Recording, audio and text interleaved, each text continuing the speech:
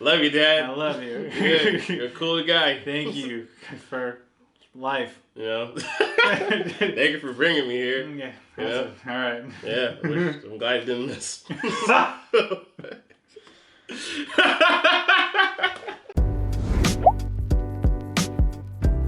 Woo! Welcome everybody to Everybody Eats, and this is my radio voice. It's Pride Month, everybody. What's up, everybody? If you're new here, welcome to Everybody Eats. My name is Fumba. I'm Eddie. And yeah, today we're just going to dive right into it. So, today's Pride Month, obviously.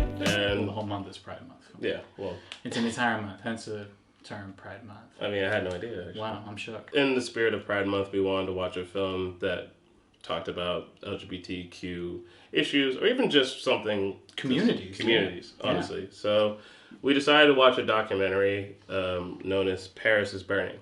This documentary was very well done. Yes. It's really interesting because it doesn't necessarily feel like it was filmed in the 1990s. Like 1990. Yeah. How do you mean? Well, it came out in 1990, but I feel like the filming style, it could be somewhat current in terms of how the camera flowed and just the pacing of it. Like it flowed very, very well.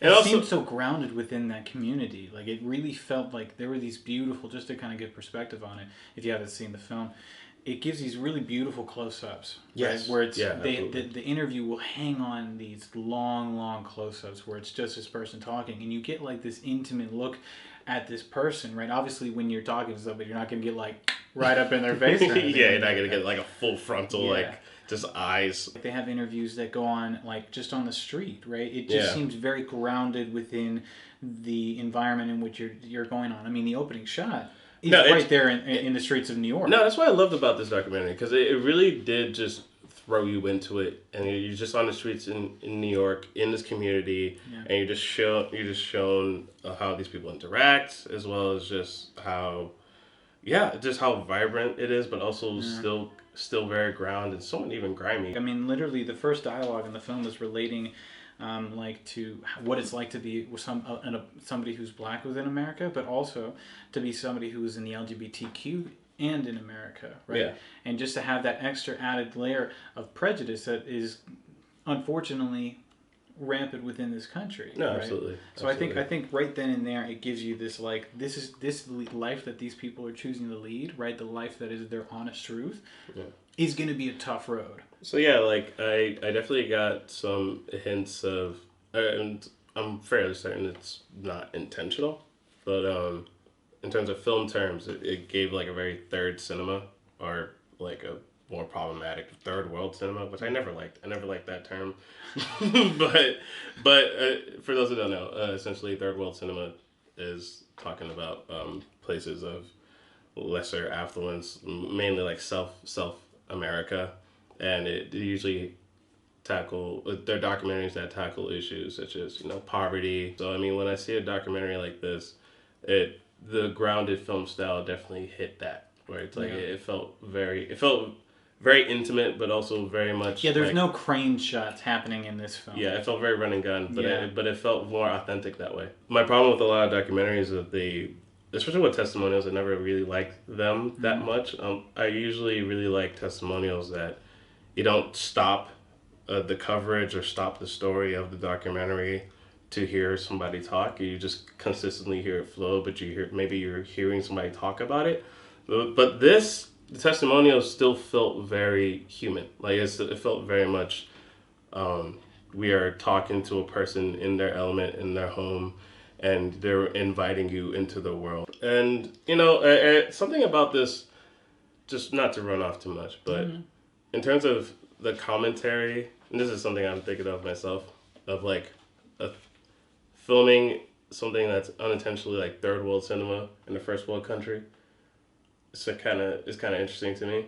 Right? Where it's like the way that society, especially at this time, looked at this community as though they are lesser than is wild to me. because there's no difference between them or me or any other person. They're just a person who have dreams and aspirations who are trying to survive in this world. And that they do that quite well in this film. They walk you through it with the flow of it, but like you ultimately discover that like all these people have dreams of their own. They want to be like in the lights. They want to be Marilyn Monroe. They want to be, famous and be able to be successful and have a successful career within, in some examples, modeling or, like it being a businessman or really anything. And I think that's one of the great things about The Ball is that like at first they go over this. At first it was very much literally like a ball gown, like you were dressed up in high beads and you were making all the clothing yourself, right? But as it's transformed, it's included so many individual based categories where like if it doesn't matter who you are or what is your thing, You could be anything. you can be anything. Yeah. Right. I was actually really surprised with how in depth a lot of these ball categories are. Yeah, they're a lot. Like the fact that they have like to name a few, they have like school attire, they have country, high fashion, executive realness, military scene. Realness kind of shocked me a little bit. Yeah, I did. I don't know. I wonder. Like, okay, again, this is a 30-year-old documentary, and I've never been to a ball before. But I was really surprised by the fact that there was a category strictly made for like demonstrating you to look as straight as possible, right? Yeah, and the way that they say it in interesting. the documentary is like you're doing that so that way you don't have to live with the prejudices, right? As opposed to somebody that is like not playing within the real category. And which I mean, the fact that they call it real, it was, and they're like, this is just what we call it, right? I felt it like it was kind of, it was heartbreaking because like who they are is their real, is their real self, right? So like that part of you should be celebrated. And again, like that's one of the beautiful things about Pride Month. It's the fact that we're able to look at marginalized groups and just celebrate you being yourself. Yes. And to be open about being yourself. Who cares? And, because generally speaking, like no one should care who or how you conduct yourself. That's silly. Like generally speaking, like no one should have a say in how you should live your life as long as you're not hurting anybody. That's pretty much whatever it. you want. That's the line right there. That's fine. And in terms of the realness, I understand it. It is perplexing, but we also have to see it from their perspective in the sense of, especially as a minority in the 80s, like a black person in the 80s, absolutely. Like even just being a black man at that time who is straight, you already are facing subjugation and exclusion based on your skin tone. So being black and gay or homosexual, it's you're or anything within anything within the LGBTQ in this time, like you're almost expected to be excluded. So I understand the mentality of it. It is unfortunate, but at the same time, it does show how far we've come from that mentality, right? I mean, at least within certain parts of this country. Certain parts of the country. And certain, I mean, I can't be because I think about it in the sense of like the concept of passing, where if you're an incredibly light-skinned black person, you essentially would pass within society. So no one would look at you and say you're black, and they will treat you differently in that aspect. It's more or less the same thing. Right. And so I definitely understand the concept. There was a woman in this documentary, Doreen Corey, where she was talking about her experience, participating in these balls and expressing herself and showcasing like the type of woman she wanted to be. She talked about her being like Betty Granville, Marilyn Monroe, all these people, and then she realized at a certain point that she really wanted to be Lena Horne. Yeah. And for those who don't know, in same context of passing, Lena Horne was a well-renowned actress, dancer, singer, fucking you name it, and she was a quarter black, Native American, and European, but she looked white. So she got away with it. But she also was an activist. But in the documentary, she also showcased that like everyone wanted to dress as the highest level of success or acceptance they could be, or an idea of femininity, which at this time period was a white woman, right? So inadvertently, like no one wanted to dress like a black woman. I feel like it was also like her always, like the fact that she wanted to be that person instead of Marilyn Monroe, instead of any other name that you a celebrity back in that time. The fact that she wanted to be that one, right? She was never as she puts it, she was never Marilyn Monroe. She was always the other girl, a different girl within that kind of genre. And it feels interesting because I feel like that was on a multiple levels. Like her dealing with the fact that like she's not that Marilyn Monroe character. She's more of this character instead. She gave me the vibe of a woman. She's been through some shit. I think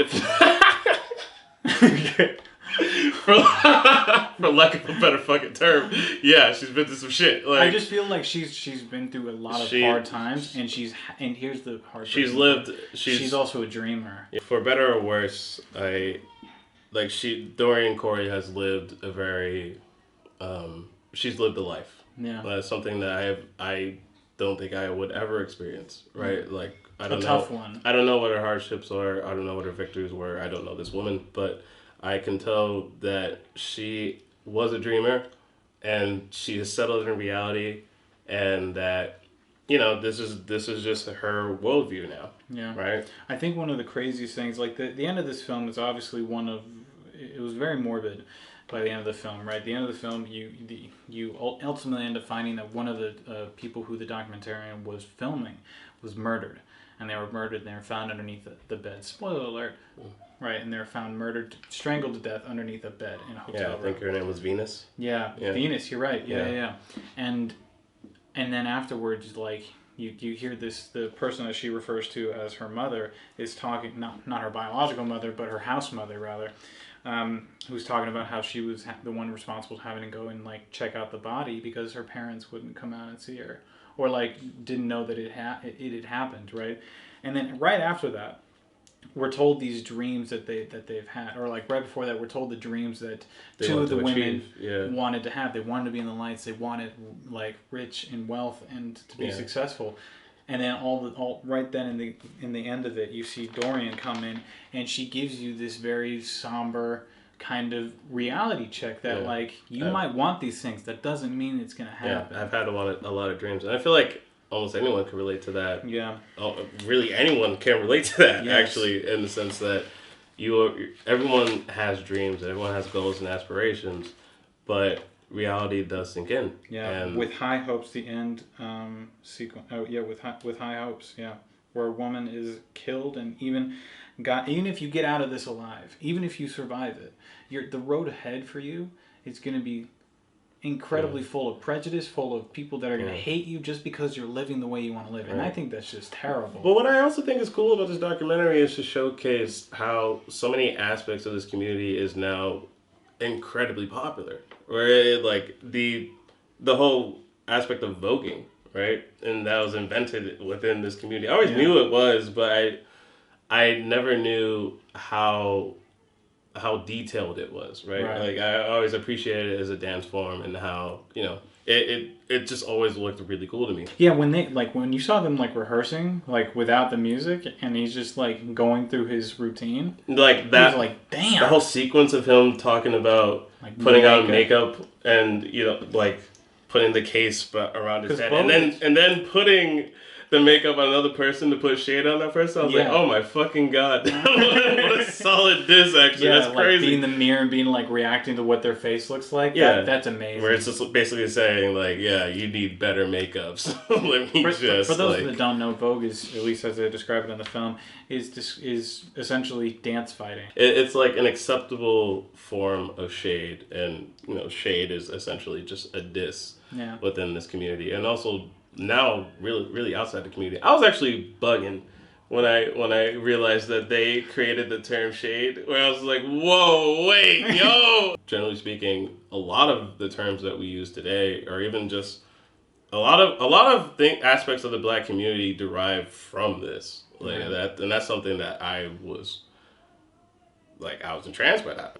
But then it also has a somber bittersweetness, in the sense of so much of my terminology and so much of just the way that I communicate to people, black community communicates to people, like a lot of that comes from this. and yet there's such an ingrained sense of homophobia within the black community and transphobia within the black community, and it just doesn't. Yeah, I thought you were just talking in general. Well, yeah, just in general, but like, yeah, just ethnic communities, because a lot of the women within the documentary were of ethnic descent. Right. Right. So I mean, like even one of the testimonies, I believe it was Angie Extravaganza. Mm-hmm. She was talking about how her mom got angry with her for having bigger tits than her. Yeah. Which I feel like is the most arbitrary fucking thing. Yes. It's like what are we even talking about? There's this really powerful moment with her where she describes when you get rejected from your family, when your family rejects you for who you are, that person is ultimately going. I might be butchering the lineup, but you get the general sense. That person is going to go out into the world and they're going to find that hole that is within them, and fill it with something. And that's really what it was. Their family. There were a lot of these situations where like they described themselves as family, right? Very, very close connections. Which actually like. We just actually went to go see a play called They Call Him Mother. Right. We actually have an interview with the director. Yeah. Which you guys will check out. Yes. Click the button somewhere on the screen over here. It's on the screen. Yeah, it's gonna be coming out soon, so definitely check that out once it's out. Yeah, but like I think that one did an amazing job of. It's like showing this house, right? And I love the fact that they actually used houses as a term of family or of like familial descent, right, within within each group of people, right? Each community, yeah. Yeah, but like to actually, I think like what They Call Him Mother does a really good job of is showing like this is a place where you can be safe. This is a place where you can go and be who you are, and no one's gonna judge you. No one's gonna be prejudiced against you. Yeah. And I thought that is something that both the film obviously, because didn't he get a few awards? The film? Yeah, I think so. I think it did. But also the play do a really good job of like kind of representing a safe family, like kind of home environment that they might not have had before then. Yeah. No, yeah, absolutely. And, you know, I mean, this documentary really did showcase a lot of what these women had to do was based on necessity in order to survive, where a lot of them were alone and abandoned by their original family and had to form their own families. A lot of documentary touches on the aspect of what was it called? Mopping, right? This was actually a really funny part in the film. Like he's going through this vivid description. It's funny, but I'm not gonna lie. Kimball was like over here like taking notes on like what mopping was, and he's like doing this elaborate description, and then he's just like, We're stealing. Yeah, we're definitely stealing. Boomba just gets his pen and goes like, all right, let's scratch this out. But it was interesting to hear, like the person who was being interviewed was talking to the director. It was like, hey, how much did you spend for your food? And it's like, $5. No. He's like, oh, where, bro? We like stole $200 worth of food. That's crazy. I hope they don't change their formula because like, where else am I going to steal food easily? The extent of discrimination, it's very high. So of course, like you gotta do what you gotta do to survive. As well as like, you know, you might not be able to get a job that easily based on whatever sexual preference that you have or however you deem yourself to be in society.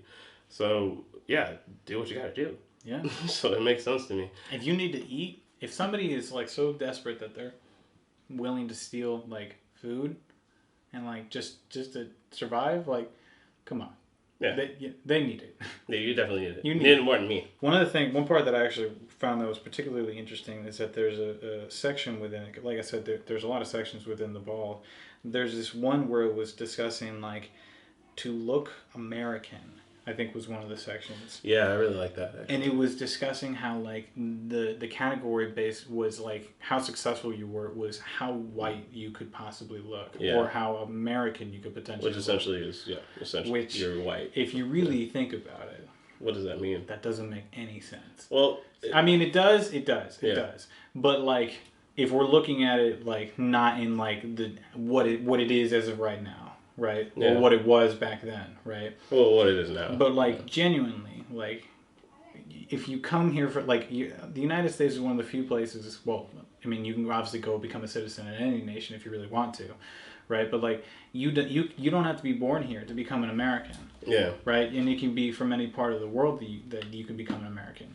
I do, however, understand that like this place was founded on racism and European and colonialism. You know what I mean? Yeah. Like it's to be an American. Like I just found that to be particular. Like that, and then the real category really sent me for a loop. I was like, wow. Yeah, the real category was wild. But I mean, going back on that category, I really loved what he said. I'm out of fear of butchering it. 400 years of behavior modification, all learn, and yet they all learn to survive at the end of it. Exactly. If anyone is entitled to the American dream, is anyone who can survive in this country and be denied that for 400 years, right? Or like at some point, when is the goalpost going to be moved for everyone, where we all have the ability to enjoy the American dream? Yeah. It's not just the have and the have. That is the perfect union.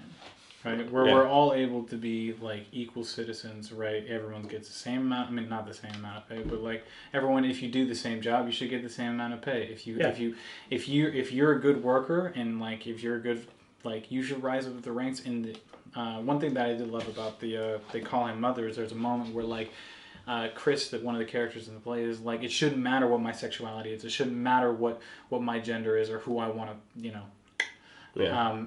All it should matter is like what I bring to the table in a professional based environment. I just realized that. I didn't want to drop it up on you. No, I get it. Yeah, for sure. Yeah, keep it PG. That right there is the ideal, perfect American dream, right? Where everyone is just going to be equal, right? We should all be equal in this country. Yeah. Why are we not? Because we got a bunch of assholes.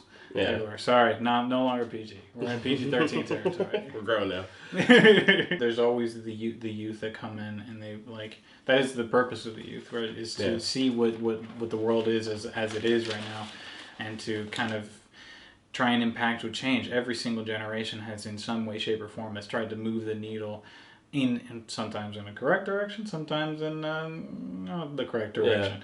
But like, I think especially if you look at the progress that we've had within this nation, especially since our inception, I think there's been, I mean, obviously there's clear progress that's been made. Well, does it mean that there isn't progress still to be made? That's ridiculous. Well, the progress that's being made is based on necessity. Once again, it's the same thing. Like you have to do what you need to survive in this world. So any sort of progress that's being made in society today, it's based on, it's not based on, of course, making the world a better place, but these are just ground level things. These are just basic liberties that a person should have. Why are there so many restrictions on who I am? Right. Where is the freedom in this? So any sort of liberty that we're talking about, or any sort of progress that we're talking about, is based on the fact that this is something that should have been given to you off jump. Yeah. So that's not life, though. I mean, not the sense that like you should be handed everything in terms of success, but just the actual liberty of expression. Yes. Of like being a human being. 100%. That's something that you should have from jump. It's like you should be able to express yourself in any way, shape, or form, as long as you don't hurt anybody. Yeah, as long as it's not like, being an asshole. Yeah, don't be a dick. But I mean, other than that, like, yeah, absolutely. It is jarring how this country always has sanctions on how a person should conduct themselves when it has nothing to do with you. Yeah. Right? Like, a person's sexual interest should have no bearing on you. Yeah. Right? Because you're an You're living your own life, yeah. Yeah. Why are you going to stay up and like, I wish that, and like, what, like wishing somebody ill will? Yeah. Like, that doesn't make any sense. Just live your life. Who cares what they're doing? If it's not affecting you, go away. Yeah. Go away. Yeah. You got other things. You got taxes. You got kid problems. If you don't have kids, you probably got a pet problem. If you don't got a dog, you got a fish problem. You know what I'm saying? Like, everyone's got their own problem. Go deal with your own problems, right? Someone else has got to do it, right? At the end of the day, can't we all just get along? No. I guess not. No, we can't. Throughout human history, to be honest with you, like one thing, especially if you go back like to like Middle Ages, medieval times, like ancient history, right? All those times, like, we were awful. We were terrible. We were awful great people, right? Yeah. Like, and just to look at us today, it's a very, very different society, right? And the mere fact that we're able to actually we just have laws. Well, yeah, like, you know, we just have reasons to not do that. You need to calm down. Yeah, like, I stole a horse. You get executed. You're indebted. Yeah. Excuse me. I needed it. I stole some water from my family. It's like, oh dog, yeah, you're going down the witching well. Oh yeah. Sorry, buddy. You're gonna drink tonight. Yeah. Oh boy. Oh buddy, no, I got something for you. I got a lot of water. Where you're that from. is actually kind of, it brings up an interesting point. The vocabulary that was within this documentary. Like, this is a 30-year-old documentary. Well, even older, since some parts when they were filming it. Oh, right? Yeah. But pretty much when it came out, a 30-year-old documentary, right, where the vocabulary that they used back then that was accepted within that community, like they drop in the F-bomb a lot in this film, right? And obviously they're in the community. If they want to use it, they can use it, right? But one thing that I just found interesting is, like, instead of saying transgender, they said transsexualism. Oh yeah. Or right. transsexual, right? Which is now considered, like, I may be wrong, a derogatory term. Yeah, I think so. I'm pretty sure it is, because enough people who are assholes were using it as a derogatory term. You know what? Actually, 100%. You know what I'm saying? Yeah. Well, I mean, I think that's just how time works, right? Yeah. Like over time, because I mean, if this is the reality that's painted for you at a certain point, there is a certain acceptance of it before there is the refusal of it. Yeah. Right, where it's like, this is the reality. It's like, okay, for sure. And then once you're settled in the reality and can poke holes and see the fabrication that is being painted for you, then you revolt. It's like, no, actually, this sucks. I demand to be treated this way. I demand to be talked to this way. And also, you are denied conducting yourself in this fashion when it comes to me, right? So I mean, yeah, it makes sense to me in terms of how in this time period that's how they communicate to each other. Yeah. But it goes with anything, like the way that we communicate changes and evolves and gets better. And right? where things are like found to be offensive to other people, well, fine, okay. What would be the thing that makes you feel better about it, right? And like that'll continue to change and evolve. I mean, imagine like the things that like future generations are going to find offensive by the things that we say today. Yeah, I think that's kind of, oh boy, that's wild. To go into the aspect of like genres, I always think it's weird. Months where it's like Pride Month or Black History Month, right? Where they're like, or even, you know, Mental Health Awareness Month, where they're pushing categories that are like related, or even when it's not there, like. Yeah. Like, obviously, we should always be nice to people. Like, generally speaking. Like, you shouldn't just do it like a corporation does during Pride Month. I want to put up a rainbow flag and everyone's going to be happy with me. You know, like, hey, you should just do it like no matter. Yeah, because. Yeah, it's like buying flowers for your girl on Valentine's Day. Like, or should you buy flowers for her? Any day? Any day. You know? Babe, I'm not buying Valentine's flowers. Can't afford it. I can't. It's too expensive. I'll buy you flowers every other day. Okay, besides fucking Valentine's. You're missing Valentine's. But yeah, you know what I'm saying. No chocolate either. Do you know what I'm saying? None. A teddy bear? Get out of here. No, I feel you. I think when it's like a monthly thing, then yeah, for sure, makes sense. But it's just like when it's like all year round. Yeah. That's what I feel just slightly weird about it. It makes sense in order to easily find a film within this community, this genre, for sure. But at the same time, it also is like this film, it should be. I find it interesting where it's like, should we separate this based on certain aspects? Yeah. Or should we just look at the film for being a film that happens to talk about certain topics? I think some of the things that they I mean, like within the algorithm, like it could be like a romantic comedy, right? And that can be within the LGBTQ community, like, or genre of film, right? But then it could also be like within a romantic comedy genre of film, right? Yeah. Like I think if there's overlap, then yeah. Yeah, exactly. But like just to be like, no, this is the LGBTQ romantic comedy, not a regular romantic comedy. That kind of goes back into the question of like the real category, which I think that's kind of where the basis of this is. You are who you are, and it doesn't matter. Like you solely being like put into this one box, like, and not within the other categories of like, for instance, a romantic comedy.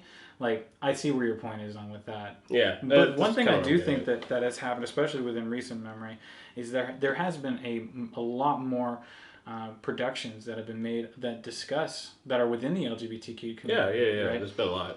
film. Like Booksmart was a good one.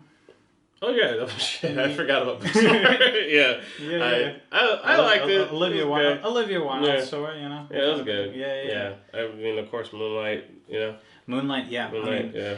obviously, everyone remembers it for the Oscar incident. But to be honest with you, it is one of the most beautiful films like ever. It's really fucking well It shot. is It's actually gorgeous. well acted. Well, Yeah. the story was really The story was beautiful. beautiful, Right? You yeah. really understand that, like, It's very what the nice character is story. going through. The thing I really liked about this documentary, it simply was just a window into the lives of these people that most people didn't know about. That Accepted, and I think that's the big one, right?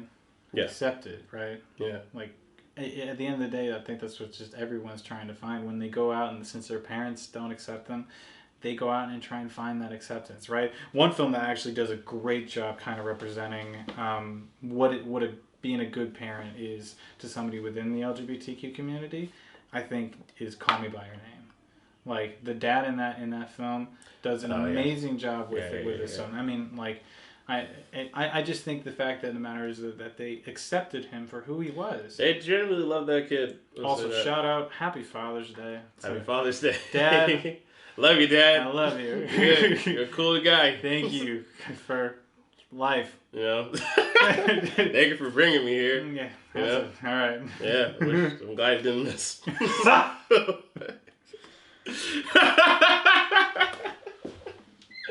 Alright, that's episode 3. Please like and subscribe. Like and subscribe. I'll see you later. Have a good one, y'all. Peace.